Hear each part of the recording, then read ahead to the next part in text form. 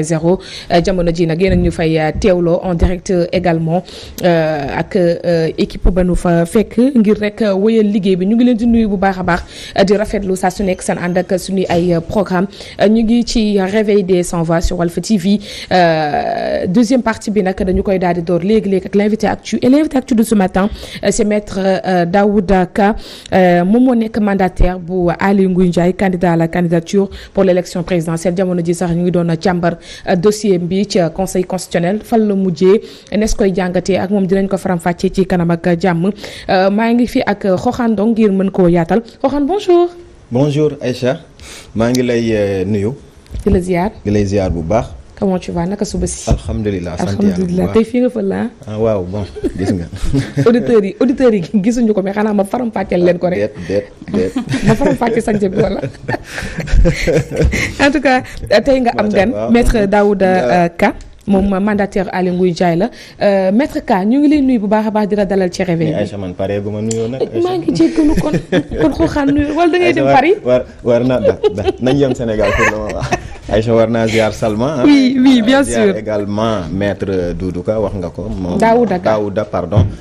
moom mooy mandataire Aly Ngouille Ndiaye waaye itam nuyu ak ziar Sénégal yi nga xam ne jamono jële ñu ngi ñuy seetaan. léegi pare nga.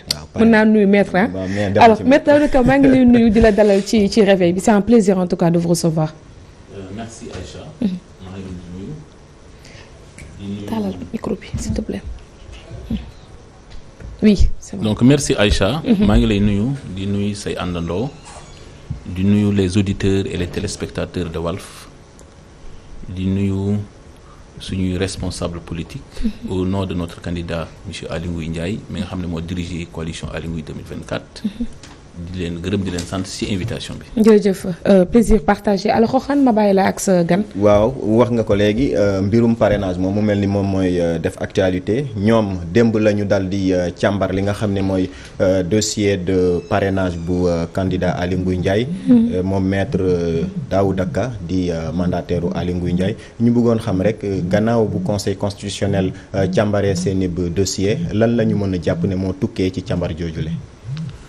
démb la ñu doon jàll ci conseil constitutionnel maanaam sax dañuy wax commission de contrôle des parrainages au conseil constitutionnel chargé du contrôle sous la houlette du président du conseil constitutionnel.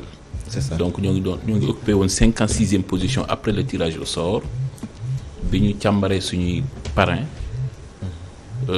logiciel bi moo ko contrôlé ñu wax ne am nañu validé nañu 43 137 parrains am nañu 15 000 et quelques doublons ñu am 79 parrains yoo xam ne fichier bi gisu leen maanaam c'est des parrains non identifiés donc tey jàpp nañ ne sur les 43 137 validés dañu war a compléter dañu war a régulariser et on a besoin juste de 1094 parrains pour atteindre le minimum requis par la loi parce que minimum bi c'est 44 231. alors ci càmbar jooju la nag bëggoon nañoo xam Aïcha concrètement naka la càmbar ji di demee parce que dañuy toog rek dégg ne diw jàll na diw recalé nañ ko diw dafa war a compléter bu ngeen demee ba jàkkaarloo ak commission bi naka la liggéey bi di demee foofu. bon damay ñëwaat d'abord ci dépôt bi parce que balaa ñuy càmbar il faut nga déposer donc dañ lay jox clé avec un fichier boo xam ne dafay répondre format logiciel pour que après ñu mën a contrôler. nga indi say fiche yoo xam ne ça porte les signatures de tous les parrains clé boobu aussi boo koy déposé dañ koy sceller devant le greffier en chef avec son équipe duñ ko ubbi tant que commission bi toogul d'ailleurs mandataire bi bu ñëwee jour bi ñu koy contrôler dañ koy won clé bi fi mu signé woon ci enveloppe bi parce que dafa am foo xam ne dañ koy fi signé ñu coller ko def ci scotch donc le greffier en chef remet au mandataire la clé pour won ko ne kenn ubbiwu ko après maintenant il ouvre les scellés ñu jël clé boobu dugal ko ci ordinateur bi. ils font le transfert des données dans le logiciel de contrôle finalement le contrôle est automatique. Le contrôle est automatique parce que normalement si la clé est lisible c'est en 5 minutes ça tombe. Le résultat yëpp génn. Résultat day dans un tableau qui est logé dans un procès-verbal et à la minute le président dit est-ce que le procès-verbal est imprimé. Tout ça peut se passer dans les 5 minutes. Maintenant boo indee clé boo xam ne peut-être parfois day am jafe-jafe ça peut prendre beaucoup de temps mais normalement si en tout cas les fichiers ne sont pas modifiés parce que bi lay jox CREI bi ça se fait depuis la DGE di ñu wax CREI bi jox leen ko bu ko kenn laal bu ko kenn modifier les fichiers qui y sont contenus remplir leen clé bi tel qu'on vous a donné la clé. Donc loolu aussi dañ ci war a veiller donc le contrôle il est automatique loolu moo tax mënoo ci sori. parce que c'est un logiciel c'est vrai. mais est-ce que am ngeen maîtrise ci logiciel boobu foofu laa jëm c'est vrai. logiciel boobu nous on n'a pas accès à ce logiciel. On n'a pas non plus accès aux fichiers sur la base duquel la ñuy contrôler les parrains ça c'est une revendication de la classe politique mais li ñu waroon souligner aussi c'est que c'est quand même un système de contrôle équitable parce que tous les candidats y passent. Li may relever aussi parrainage citoyen yombul parce que les gens qu'on appelle les ténors les partis politiques classiques ou qu'on appelle les ténors de la classe politique ils n'ont pas choisi le citoyen parrainage le parrainage citoyen du moins dañu opter pour le parrainage parlementaire ou des élus parce que xam nañ ne yombul c'est ça c'est pas du tout facile le parrainage citoyen c'est un travail extrêmement sérieux boo xam ne tu dois vraiment avoir une bonne équipe et faire une bonne saisie parce que même dans la saisie des données il se pourrait que am na noo koy saisir le logiciel mën na ko bañ a reconnaître bon c'est des problèmes techniques mënu ma ci sori mais en tout cas si on devait revoir cette loi et je suis sûr qu'au sortir des présidentielles soit dans le cadre d'un dialogue c'est sûr qu'il y a des choses qu'on pourra améliorer. kon bu ma ko déggee bu baax ñoom bu ñu demee rek dañuy daal di dugal seeni ay parrains logiciel bi daal di génnee résultat bi automatiquement mais amuñu benn maîtrise ci logiciel bi nga xamante ni moom la ñuy defee contrôle boobule. amuñu non plus maîtrise ci li nga xam ne mooy fichier bi nga xamante ni moom la ñuy confronter ak parrain yi ñuy ñëw parrain yi ñuy indi bu ma la déggee loolu lañ ci mën a jàppee. En fait je ne sais pas s'il faut l'appeler maîtrise mais man damay wax ne on n'a pas accès. Oui. On n'a pas accès au fichier parce que fichier bi mënuñu wax ne c'est sur la base de ce fichier lañ leen di contrôler. Le fichier est là chacun vérifie que c'est un fichier il y a pas de réclamation il y a pas de réserve. Logiciel bi aussi on nous donne peut-être les spécifications techniques en disant parce que logiciel aussi c'est une programmation. Donc on n'a pas accès à ça donc mënoo juger loo xam ne tu n'as pas accès à ça. En tout cas, mais ce qui est sûr. On estime que le contrôle quand même il est équitable parce que tous les candidats y passent. amul beneen. En tout cas bu dee maîtrise du fichier moom yéen seen candidat warul am problème boobu parce que c'est l'ancien ministre de l'Intérieur. Le fichier évolue. Il maîtrise en tout cas. En fait je ne sais pas s'il maîtrise la confection du fichier. damay wax ne il a l'expérience. Oui. Parce que boo waxee maîtriser le fichier il évolue. C'est vrai. Maîtrise bi ngeen di wax ne ça peut laisser quelque chose un petit doute mais je considère qu'en tant qu'un ancien ministre de l'Intérieur il a l'expérience électorale parce que moo organisé woon les élections en 2019. Mais ce qui est important pour notre candidat et je devais le relever d'ailleurs c'était que ñun sur les 553 communes on a 550 communes dans lesquelles on a été parrainé. Donc il y a une représentation on a maillé le territoire national on n'a pas ciblé les centres urbains. On a choisi dans les 553 communes, on a eu 550 communes dans lesquelles on est parrainé. Et je pense que ça dénote une certaine représentation nationale. Mais gis nañu également am na ci yenn candidats yoo xamante ni bu seen mandataire ñëwee ay jafe-jafe kale la ñu am seeni ay données mënuñu ci am accès comment se fait-il que situation boobu loo jàpp ne xëy na moo waral situation bu mën a poser. Mais ça mënuma ci sori parce que comme fekkewuma fi ñuy saytoo seen clé xawma en réalité j'ai pas cherché à comprendre lan moo indi dysfonctionnement de cette clé donc vraiment je ne peux pas m'aventurer davantage. Alors ngeen war a compléter lu tolloog 1094 parrains est-ce que jàpp ngeen ne mën ngeen compléter nombre bi nga xamante ni mooy 1094 muy junni ak juróom-ñeent fukk ak ñeent parrains yoo xamante ni war ngeen ko compléter pour ngeen mën a passer l'étape du parrainage. Je pense que waruñu ci am jafe-jafe il faut comprendre que notre candidat monsieur Aly Ngouille Ndiaye c'est la première fois qu'il participe aux élections présidentielles et am na résultat boo xam ne am na ñu ko jiitu ci langue bi yàgg ci lool. am expérience parrainage parce que moom moo piloté woon parrainage en 2019 mais il n'avait pas agi en tant qu'acteur boo xam ne dafa bëggoon bokk mais c'était un acteur qui avait le statut d'une autorité qui était à distance du contrôler. Donc moom bu defee résultat bi tey jiitu si ñoo xam ne ñoo yàgg nañ ci terrain bi mës nañ bokk en 2019 def parrainage tey moom mu manqué ay 1000 ñoom ñu manqué ay 12000 10000 wala 22000 je pense que ça c'est à saluer. Parce que def liggéey bi def ci boole xarañ. Ce qui est important pour ñun am nañ déjà un stock disponible. Stock bi mat na 1094 ça dépasse même largement les 1000 disponibles donc il y a aucun doute que pour ñu compléter 1094 même bu ñu waxoon ñu indi leen ko suba mën nañu ko indi. mais ci 1000 yooyu aussi dañ koy contrôler waat. non en réalité c'est pas seulement 1000 qu'on va déposer. c'est ça bu la waxee 1094. mën nga déposer. je veux dire que bu ngeen indee 3000 sax. non tout est contrôlé c'est-à-dire mën ngeen indi 3000 mais bu ñu ko contrôler après du mat 1094. day am toujours contrôle. mais yaakaar nañ ne bu ñu déposer peut-être un nombre boo xam ne. parce que jotaguñu en réalité la notification du conseil constitutionnel. C'est ça. Conseil constitutionnel dañuy wax ne bu ñu paree seen contrôle le 5. c'est-à-dire demain dañuy jël soit samedi wala beneen jour chaque mandataire boo xam ne dafa régulariser dañ lay notifier par le greffier en chef du conseil constitutionnel moo lay jox këyit mu ne la da nga war a régulariser dans tel délai et pour tel nombre. À partir de ce moment nag je pense que déjà on a le temps on a jeudi vendredi. avant que ñuy pare et depuis hier on est sur le travail. d'accord gis nañu également am na candidat yoo xam ne dañuy toog dégg ne diw recalé nañ ko d'office diw jàll na comme on dit couramment deuxième tour diw validé na yan condition la candidat bi war a remplir pour ñu mën a ne candidat bi il faut que may nañ ko autorisation mu mën a compléter li nga xam ne mooy dossier de parrainage am. donc d'abord xam nga parrainage citoyen dafa am des conditions mooy d'abord sur les 14 régions war nga valider.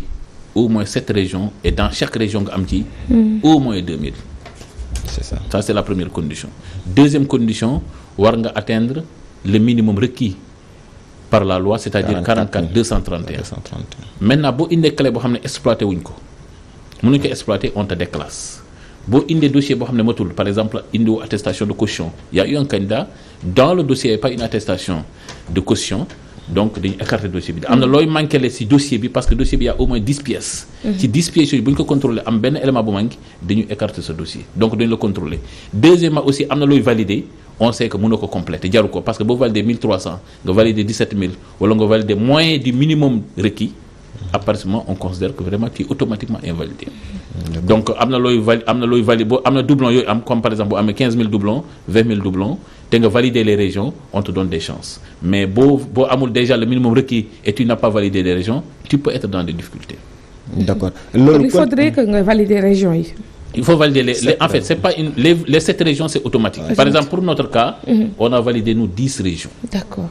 Sur les 14 on a validé 10 régions dans chacune de ces régions on a au moins plus de 2000 parrains. Donc il faut nga valider loolu. Ok. Mais conditions yooyu nga doon citer léegi pour ñu recaler la wala ñu jàllale la d'office wala ñu disons autoriser la nga mën a compléter sa ay parrains conditions yooyu dañ ko établir ci loi bi wala conseil constitutionnel. Bien sûr tout est dans le code électoral xam code électoral dafa bëri ay détails. c'est les gens lisent pas. Ok. dafa bëri ay détails yoo xam ne doo ko lire c'est des articles des alinéas yoo xam ne parfois on du si appesantiru mais lu ñu ci def rek dañu suis basé sur la loi on ne peut pas organiser une élection présidentielle aussi importante qu'une élection présidentielle j'allais dire te duñ ko teg ci yoon lu ñu ci def am code électoral am la constitution. D'accord gis nañu également. Et en plus ça aussi le conseil constitutionnel a pris 2 décisions majeures une décision E1 et E2 qui ont été prises au courant mois de novembre et décembre pour expliquer dans les détails ni ñu contrôler parrainage bi ni ñu defee tirage au sort parce que même tirage au sort c'est important parce que tirage au sort bi day déterminer le passage l'ordre de contrôle alors que tirage au sort bi tey mënoon nañu contrôler dossier ku amul dossier ñu écarter ko doo def tirage au sort parce que tey ñi nga xam ne amuñ dossier bu mat te ñoom xam nañu sax am nañu dossier bu mat dañu déposer et il crée des doublons à les gens qui les suivent donc je pense qu'il y a des choses à améliorer même par rapport au tirage au sort. moom laa bëggoon am na ñoo xam ne sax dañuy casse tirage au sort des enveloppes. pour laaj ko waaw ban gis-gis la am carrément. ci tirage au sort am na tirage au sort bi sax am na ñoo xam ne dañuy waxoon ne boule la ñuy def ay boule parce que enveloppe yi am na ñu koy tegoo day lemu day collé wu. bon y a des chances qui n'ont aucune chance d'être pris parmi les premiers parce que seulement peut-être enveloppe bi waa ji yëngal na huissier maître Adama Dia qui est le président l'ordre des huissiers a remué la caisse au moins 3 fois mais moi j'ai entendu des candidats dans la salle d'attente qui se lamentaient qui disaient que mën nañ def boule c'est vrai bu ñu defoon boule tey comme ni ñu koy defee l'autorité nationale peut-être y aura moins de problèmes on tourne et ça sort il y a aucune chance qu'une enveloppe soit coincée ou en tout cas qu'il soit collé à une autre et pour rester peut-être 90 ou 94. mais loolu yëpp day ñëwaat tirage bi est-ce que ça ne pose pas de problème le fait que ñu war a jël le devenir du pays war ko tirage au plus chanceux. Non, en réalité, boo poser problème tirage da ngay poser ça problème parrainage. Parce que parrainage déjà c'est un filtre. Dama lay jox benn exemple. Si c'était pas le parrainage aujourd'hui on a 93 candidats. te jour dimanche bi ñu war a voter le 25 février. on aura 93 bulletins mënuñu ko sax classer dans un bureau de vote. donc ça aussi waxuma ça le coût je ne parle même pas du coût dëgguma la mais on aurait plus de 93 oui, par bien candidat yi demul déposer yëpp parrainage moo tax donc peut-être les 2000 les 200 bien sûr non en réalité on avait 200 et poussière 200 et quelques je sais pas combien de candidats si ce n'était pas le parrainage parrainage bi en soi bonul mais il faut l'améliorer et poser des conditions de transparence de A à Z et c'est ça qui est important mais mënuñu tey ne pas créer un filtre. C'est ça. Parce que ailleurs on fait des primaires entre candidats, des gens organisés dans des partis politiques dañuy def ay primaires ba finalement on se retrouve ay 2 candidats ou 3. Mais ñun nag amuñu même des partis politiques qui fonctionnent parce que la démocratie sénégalaise elle souffre parce que tey ku jóg da ngay am parti politique on a plus de 300 partis politiques est-ce que ce débat sur la création ou l'autorisation de je ne sais pas comment on le dit encore de reconnaissance des partis politiques ou comment fonctionnent nos partis je pense que c'est un débat de fond qu'on doit poser. sa leader bokk na ci ñoon joxe récépissé yi nag. non en réalité. oui en fait xam nga c'est important à chaque moment suñu leader day joxe parce que il est dans un état de droit l'état de droit def na wax ne ku indi ay kayit yu mot ñu jox la. il ne peut pas le reposer. mais li may wax c'est un débat global de dialogue national entre partis politique pour ñu xool ni ñuy wéyalee langue bi parce que en réalité c'est comme je dis souvent que la démocratie c'est comme match de football. Match de football règle yi tant que leerul kenn du gagné. Tout à fait. fekkee da ngay jouer rek ñu ne penalty am na yow xam nga la mooy penalty nga nar a dugal arbitre siffle nga taxaw le match ne va jamais finir. Donc tant que les règles de jeu sont claires on peut avoir un bon scrutin on peut avoir un débat démocratique sain et on peut avoir même des acteurs politiques qui vont faire prévaloir des valeurs de démocratie parce que les valeurs de démocratie c'est la légalité, la liberté et la dignité. Alors am na ci ay candidats à la candidature yu nga xamante ni dañoo génn ñu rek leen parrainage mais ñu génn def ay révélations ku ci mel ni Cheikh Abdou Bara Dolly di wax ni que dañoo seetaan ba wëy mbuus parce que tout simplement fichier bi nga xamante ne nii moom la conseil constitutionnel yor dafa wute lool ak ñoom maanaam suñu caytu ci électorat yi ndax mënuñu comprendre nga duggal say parrain yoo xam ne leer na la ñoom ñu ngi leen defal électeur ci ginnaaw alors que ñoom bu ñu demee dañu ne leen ñooñu mënuñu voter ne loolu ça veut dire que fichier bi conseil constitutionnel yool dafa wute ak ñoom fañ tënku ci seen ay parrain est-ce que loolu également seetlu nga ko fa yow en tant que mandataire. Bon en réalité bëgguma juger Cheikh Bara Dolly je veux pas le juger dama apprécier aussi positivement ou négativement li mu wax bon parce que ku nekk bu génnee am nga une appréciation personnelle des faits mais man li may wax appréciation bi may def c'est le travail bi nga xam ne en amont candidat bi def na ko ñun suñu candidat a fait un travail sérieux une sélection et on a été parrainé sur les 550 communes c'est ça certainement loo ñu mën a valoir 43 000 parrains sur ces 58 975 yu ñu déposé on a eu que 79 parrains qui n'ont pas été identifiés donc day am est-ce que identification boobu la c'est dans le traitement de la saisie ou est-ce que da nga def erreur sur le numéro de la pièce d'identité je ne sais pas parce que comme je t'ai dit comme ñun on n'a pas accès à ce logiciel à ces spécifications techniques on n'a pas accès au fichier mënuñ ci sori donc loolu moo tax je ne peux pas tout de suite valider li Cheikh war a wax li wax mais li am importance mooy la langue politique a intérêt avant ñu démarrer le processus électoral ñu poser certaines revendications et qu'on puisse s'accorder sur ça. foofu laa doon ñëw parce que wax na ne un travail en amont bi ñu war a def mais est-ce que bokkul woon ci travail boobu nga xamante ni waroon nañ ko def au préalable mooy fexe ba li nga xamante ni moo di fichier électoral bi ñu mën ko am en quelque sorte ñu disposer fichier électoral bi pour mën a am comme li ma doon wax léegi maîtrise boobu ci li nga xamante ni moom moo leen di xaar ci wàllu contrôle bi nga xam ne war nañ contrôler seeni ay parrainage. Bon c'est peut-être là les points faibles du dialogue politique parce que ñun ñëpp xam nañ le dialogue politique a pris beaucoup de temps sous la direction des personnalités qui ont été désignées pour ñu diriger dialogue politique boobu y avait même des d'éminentes personnalités yoo xam ne ñoo doon diriger la commission politique ça a pris des mois et des mois si ces questions n'ont pas été réglées c'est dommage mais c'est des questions yoo xam ne tey lu ñu def ci code électoral bi c'est des points d'accord lu ñu ci deful d'accord ñu maintenant du ñu dem ba aussi bu ñu toll ci biir processus électoral on veut remettre en cause tout je pense qu'il y a un processus électoral il y a toujours des faiblesses donc ce qui est important aujourd'hui noter les faiblesses pour qu'au sortir des présidentielles peut-être qu'un autre dialogue politique va être relancé et c'est sûr qu'on peut tomber encore sur des points d'accord parce que c'est une œuvre humaine on peut toujours améliorer man loolu laa ko jàppee loolu laa jàpp loolu laa la ci mën a tontu par rapport à ce point là. voilà alors personnellement bu fekkoonte ne am nga xëy na proposition yooyu def ci wàllu amélioration disons processus boobu lan lay doon ci failles yi nga gisagum pour le moment en tant que mandataire. Oui. D'abord pour retirer les fiches de parrainage quand on dit que le 27 la ñu retiré on a eu plus de 200 qui sont présentés à la direction générale des élections pour retirer pour man. La condition première pour avoir une fiche c'est de déposer une caution et mieux on dit que boo retirer fiche parrainage yi en fait c'est moi ça c'est mon point de vue personnel c'est pas le point de vue de Aly Ngouille Ndiaye mais c'est le point de vue d'un acteur politique qui soutient un candidat et qui a participé au processus électoral. Tout à fait. ñu wax aussi boo déposer caution bi boo amul temps de parrainage tu perds par exemple le tiers de ta caution. Ah oui. Ça c'est une condition. tey boo xamee ne yow boo déposer 30 millions boo mënul am le minimum requis wala la moitié du minimum tu perds 10 millions. wala 15 millions tu vas bien réfléchir. Ça pour moi c'est une condition. Deuxièmement le conseil constitutionnel pour ne pas aussi ñu renverser la tendance du contrôle au lieu ñu def le tirage au sort tout le monde tous les candidats qui ont déposé ñu ne tey koo xam ne sa dossier matul dina ko tirage au sort. Ça nous aiderait à avoir moins de candidats parce que am na ñoo xam ne peut-être tey dañ koy tey déposer dossier bu matul. am na ñoo xam ne peut-être dañ leen di ngemb pour créer des doublons. Et ça c'est grave c'est-à-dire am na candidat yoo xam ne 20 000 la ñu indi wala 30 000 est-ce que joxuñ leen loolu pour ñu valider un certain nombre qui permet de créer des doublons à des gens qui le suivent. Voilà. Deuxièmement quand tu fais une option aussi ñu créer l'option fekkee am nga député 13 députés wala am nga 100 députés. Pourquoi tu cherches un parrainage citoyen? Alors ci option boobu da nga jàpp ne way comprendre da nga jàpp ne da ngay choisir. da nga war a choisir man dama jàpp ne dès le départ la personne qui a un nombre requis de maire ou de président de conseil départemental. warul bokk ci war a député nga ne man damay opter. man maire laay jël wala député laay jël wala parrainage citoyen laay jël. mais doo xam ne yow bii ngay jël ba pare. nga dem collecter nga dem di collecter. Tu es en train de perturber et de polluer le système. Et tu le fais exprès pour bloquer des candidats. Parce que li ngay collecter ba pare da nga yàqale keneen. non boo collecter ba pare bu la nekk nga jox ko la ne. nga jox ko Aïcha nga ne Aïcha il faut nga nekk candidat.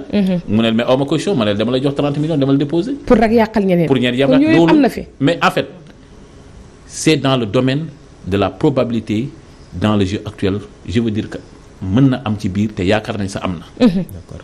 Parce que boo ko yaakaar tey jii excusez-moi et pare def gis nañ nombre de parrains yi ñu doon wax 3 millions à 4 millions mais fan la mujjee après finalement ana parrain yooyu non tant que moom amul option tant que candidat bi du opter en amont loolu mënoo ko éviter parce que même boo collecté woon 17 millions de parrains tamit mënoo am un parrainage disons des élus nga jël le risque ngay déposer ay parrainage citoyens étant donné que ne à tout moment mën nga am ay doublons et d'ailleurs c'est ça le problème c'est-à-dire quand tu regardes un peu je voulais pas en parler l'option de Benno ils n'ont pas choisi les députés. Quand un parti au pouvoir n'a pas confiance à ses députés élus ça pose problème. Ils ont au moins 80 députés. Mais ils ont choisi les maires et le président. Il y a une rupture de confiance entre les députés de Benno et leurs candidats. Et ça, c'est un problème. Je considère qu'il y a une rupture de confiance entre les députés de Benno et leurs candidats. Parce qu'il a refusé de les choisir. C'est une lecture politique. Mais je pense que... Oui, bien sûr. Moi, tout ce que je dis, c'est une lecture politique et une appréciation politique. Mais je pense que... Ça peut... Mais comme option, là, oui, mais toute option... Toute option... Non, en réalité, c'est parlementaire, tout comme le parrainage... Mais non, tu peux opter, mais tu sais, toute option résulte d'un choix. C'est un choix, je veux dire. Et un choix est toujours subjectif.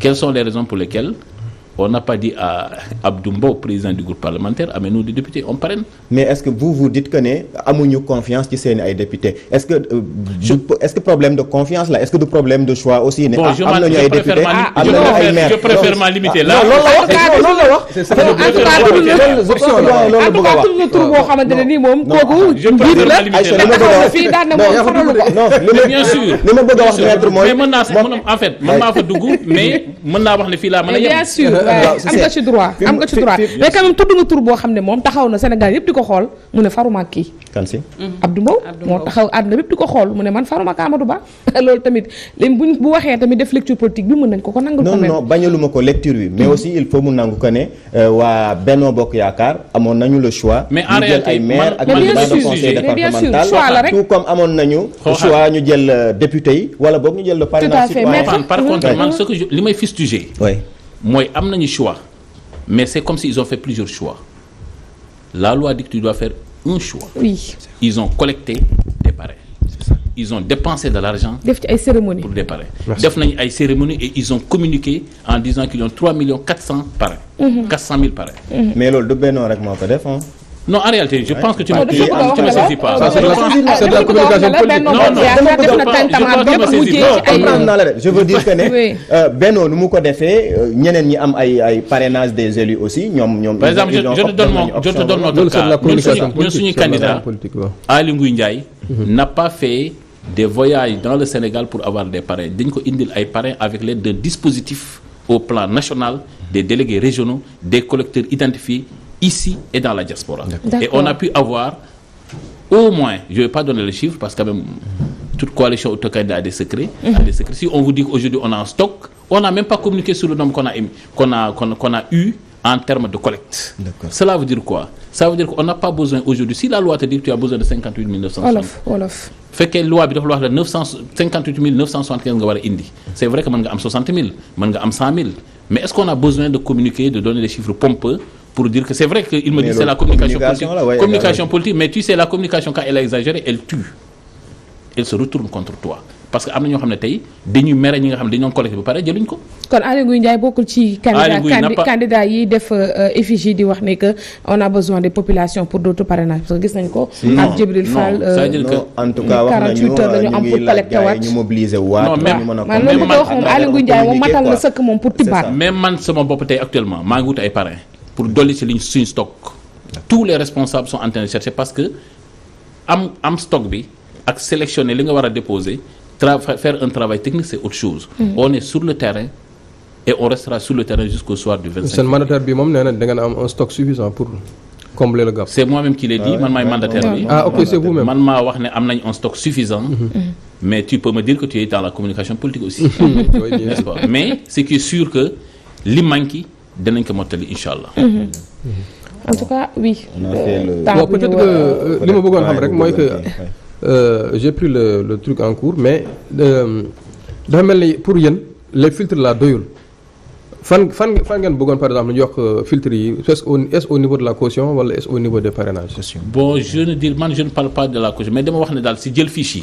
war nañu fa def filtre pour que am na ñoo xam dañuy jël seen fiche ba pare dugal ko seen valise gardée wala dugal ko seen sac de travail est-ce que et puis ñu lim leen ci parmi les candidats defuñu benn collecte. demuñu fenn et ils ont leur numéro et c'est vérifiable parce que les 266 yi nga xam ne jël nañ fiche yi y a que 93 qui ont déposé où sont les autres parmi les 93 qui ont déposé am na ñoo xam ne wóor na leen seen dossier matul te pourtant déposé nañu est-ce que aujourd'hui ces 93 qui ont déposé avec un dossier incomplet mën nañ jàppante c'est des candidats yow nga def exprès déposé 20 000 parrain te ñu laaj la 44 231 minimum nga def exprès déposé te indiwoo casier judiciaire wala indiwoo extrait de naissance c'est des candidats fantômes.